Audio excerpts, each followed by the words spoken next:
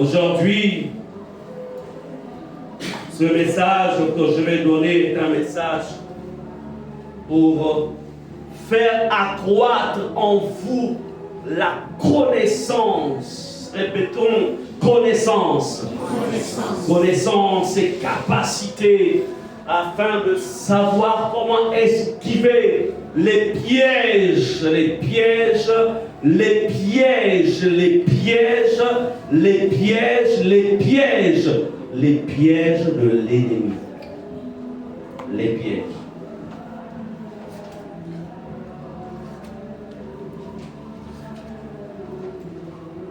Comprenez ceci. Jésus a dit qu'il y aura toujours guerre entre Israël et les Amalécites. Est-ce qu'on est ensemble? Il y aura toujours guerre. En fait, c'est une image, comme pour dire, vous savez, l'Église est l'Israël de Dieu. Les Amalécites, c'est une représentation des puissances des ténèbres. Et Jésus dit, il y aura toujours guerre. Toujours guerre. Dans ces temps qui sont les derniers, l'ennemi s'est arrangé de chercher à s'infiltrer au milieu de l'Église, au milieu des enfants de Dieu.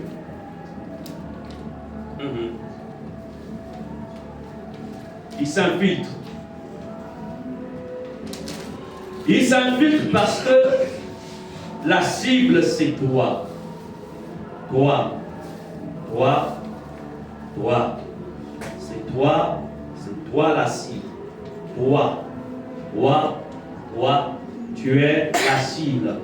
Tu es la cible. Tu es la cible.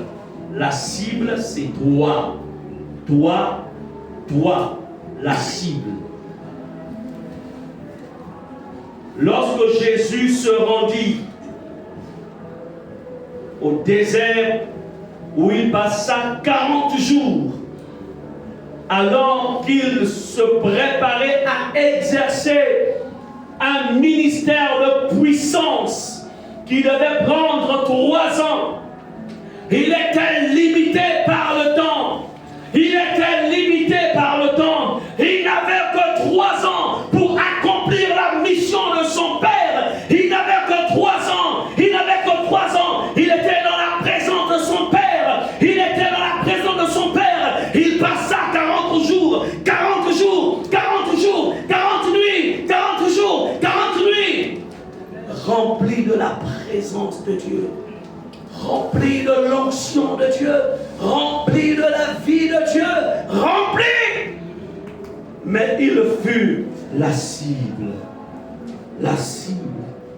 Et laissez-moi vous dire, ce n'était pas au début de son temps de jeûne et de prière. Ce n'était pas au milieu. Mais c'était à la fin. À la fin. My God. Rempli. Rempli. C'est là qu'il fut la cible. C'est une erreur de penser que tu ne peux pas être la cible. Moi, je suis la cible. Tous les jours, je sais que je suis la cible. Si tu penses que tu ne peux pas être la cible, tu es dans l'erreur. Oh, tu es dans l'erreur. Nous sommes tous des cibles. Mais ce qui est bien, c'est que lorsque tu connais, même si tu es la cible, celui qui deviendra ta cible, pendant qu'il pense que tu es la cible, mais lui, il devient ta cible. Alléluia. Et tu sais comment t'y prendre pour neutraliser, pour dire, je suis assis dans les lieux célestes en Christ. Jésus. Bien-aimé, les choses qui sont dans nos familles, ces hôtels,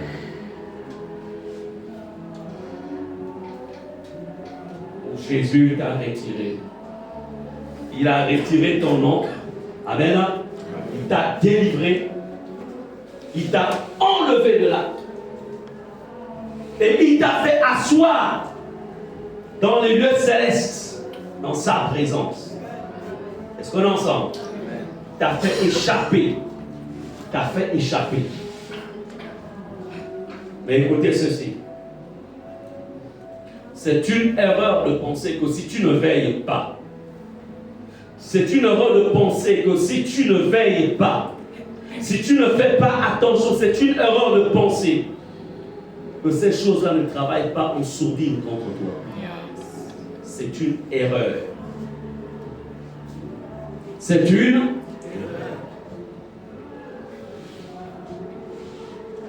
C'est une erreur. Tant que l'aigle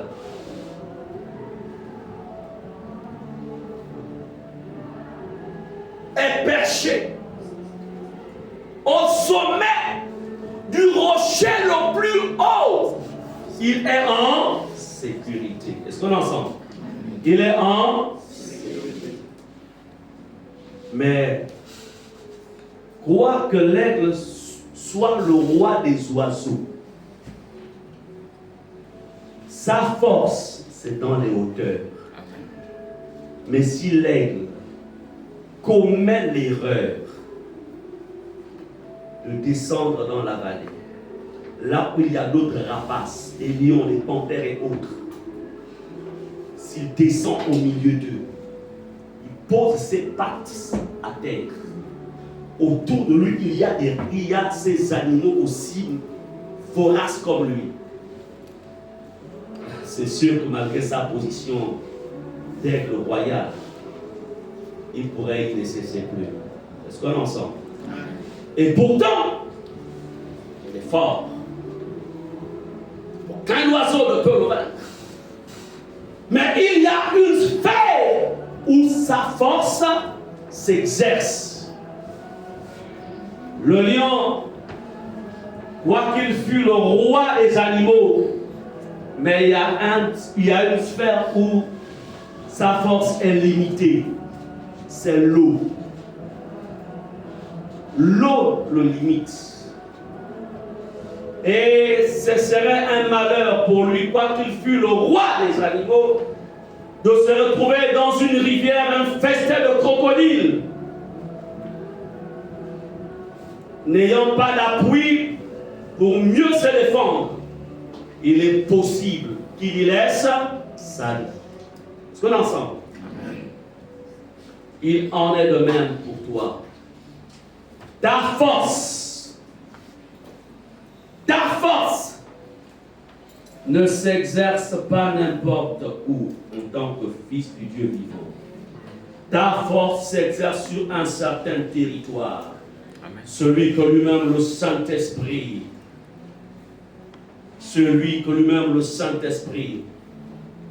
a planifié ou a prévu. Et ce territoire s'appelle la présence de Dieu. Est-ce qu'on est ensemble? Amen. La présence de Dieu. Donc, mais voyez-vous, quoi qu'il en est ainsi, ou quoi qu'il en soit plutôt ainsi,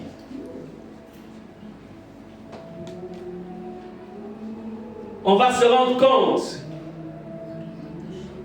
que les chrétiens qui ne veillent pas, répétez, qui ne veillent pas, un chrétien qui ne veille pas peut à nouveau se retrouver sous le contrôle des autels, pas parce qu'il est impuissant, mais parce qu'il n'a pas veillé et ne veille pas.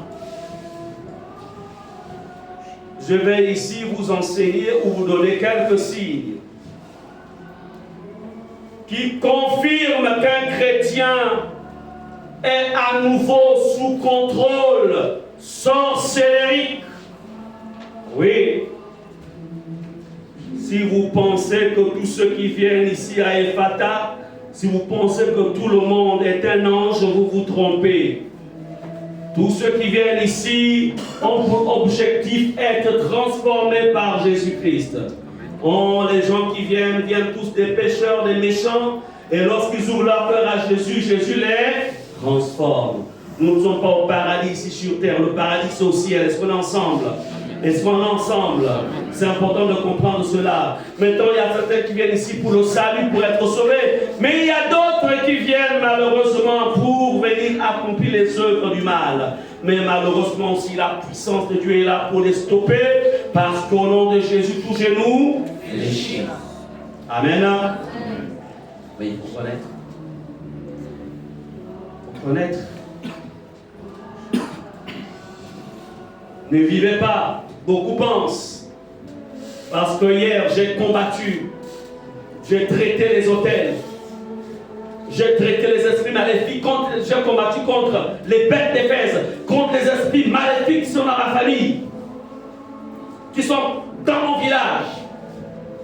Ils pensent que c'est une victoire totale. Définitive plutôt. Écoutez, le monde spirituel ne meurt pas. Amen.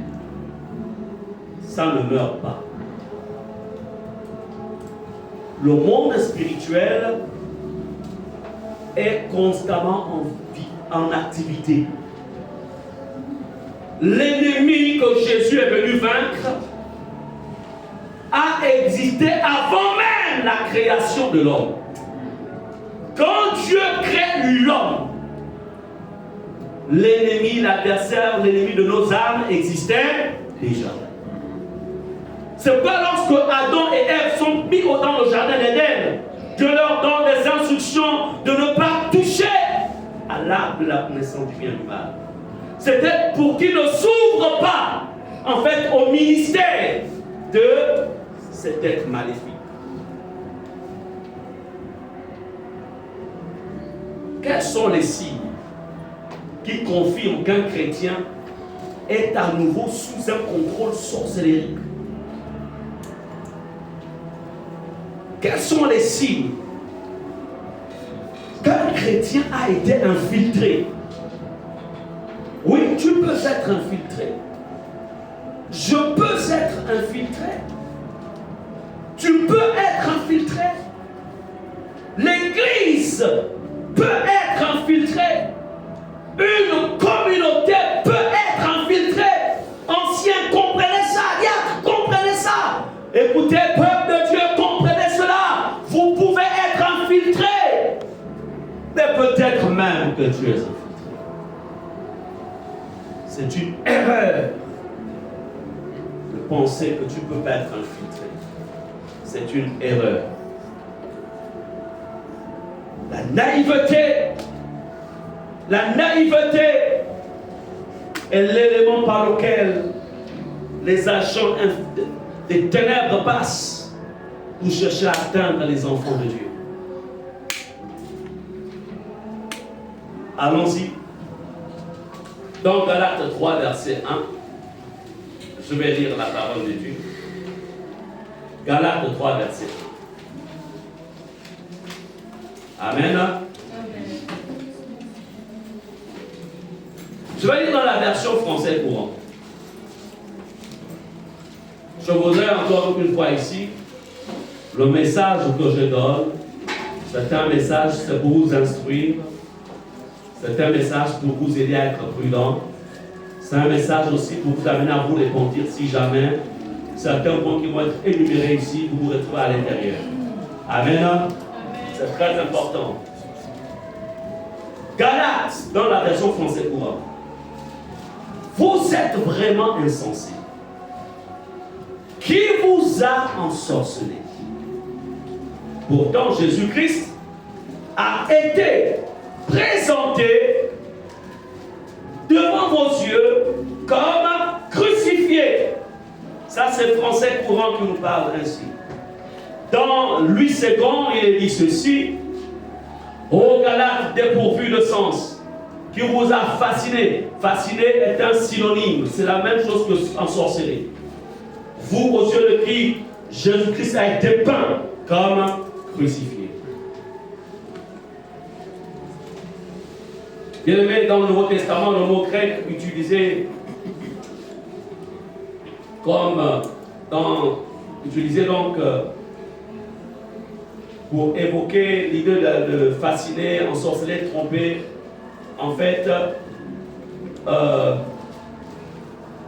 C'est un mot grec, mais qui c'est-à-dire qu'en sorcellerie, dans il y a fasciné, il y a trompé, il y a influence malveillante.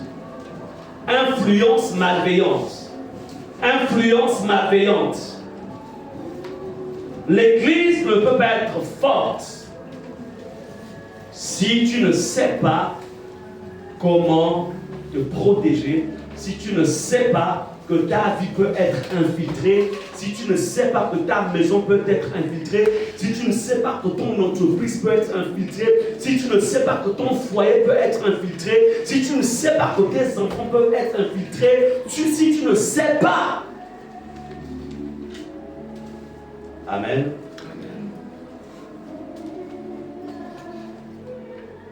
Signe confirmant qu'un chrétien est sous contrôle.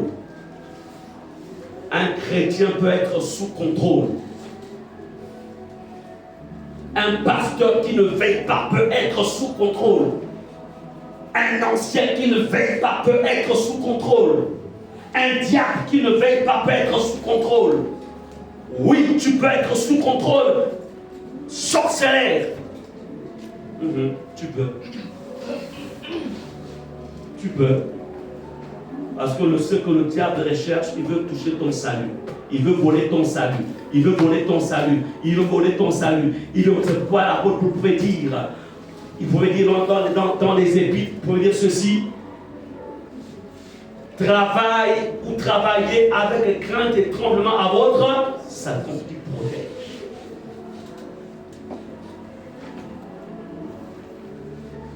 Et même quand on parle ici dans le sorcier, il n'est pas forcément question en fait des rituels.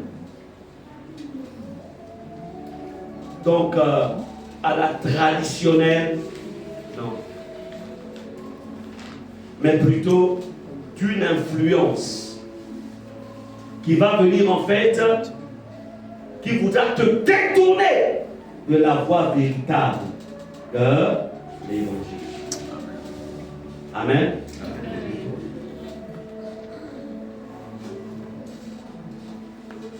J'étais allé quelque part, on m'avait convié dans un programme de séminaire quelque part dans le Gabon. C'est la première fois que je me retrouvais avec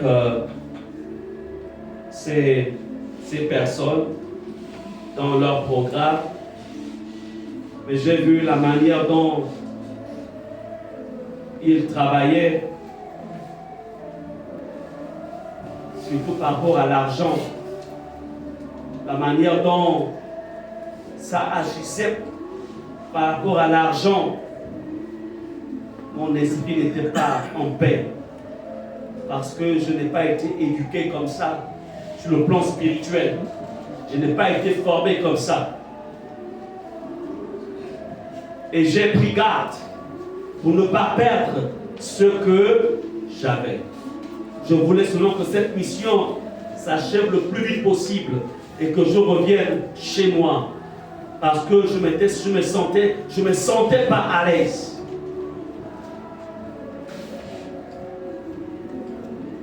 Bien-aimé, un chrétien,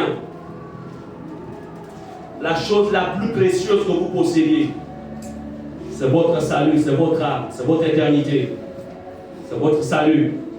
Et si l'ennemi peut corrompre cela, peut vous corrompre plutôt pour perdre ce salut, et il travaille tous les jours.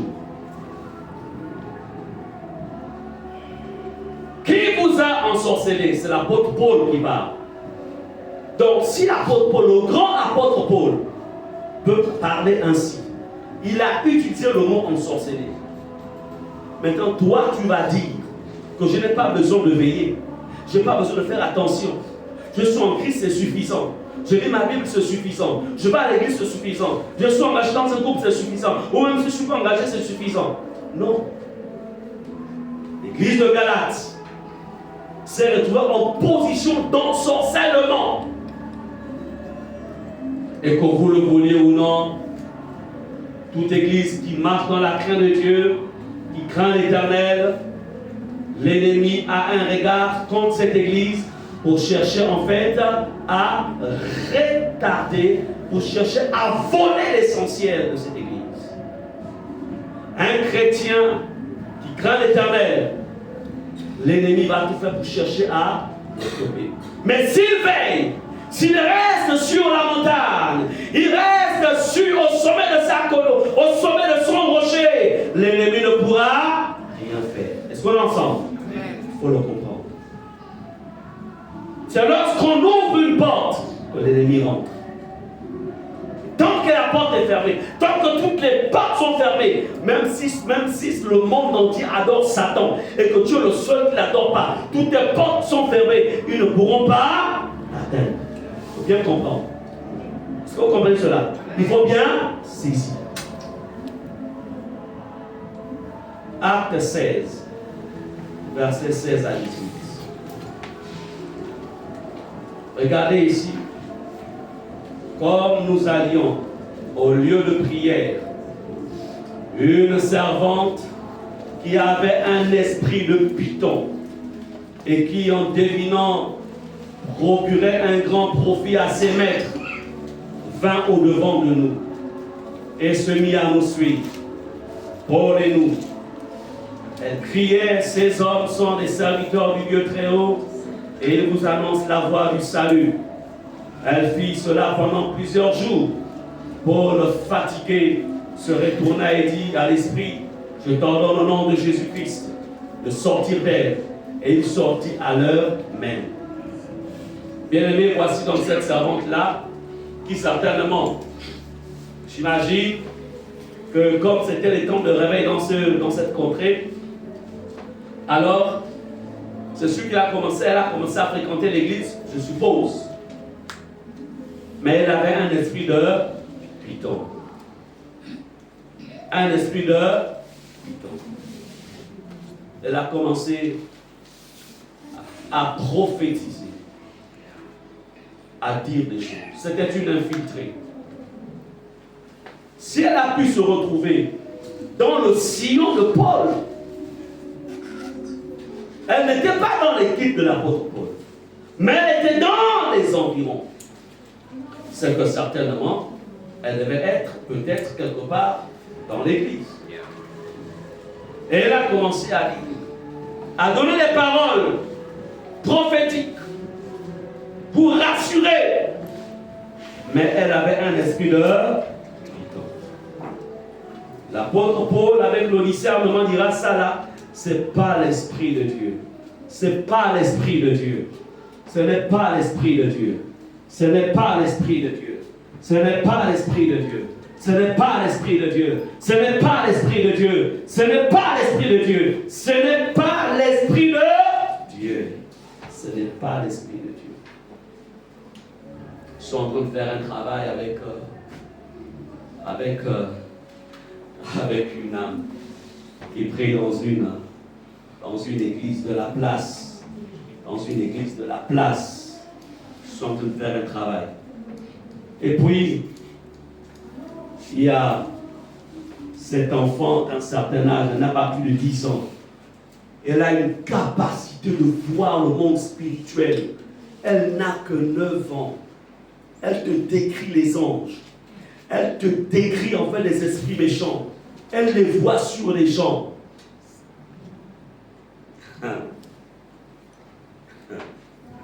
Et sa mère a la même capacité. Et puis ils sont venus vers moi pour un travail.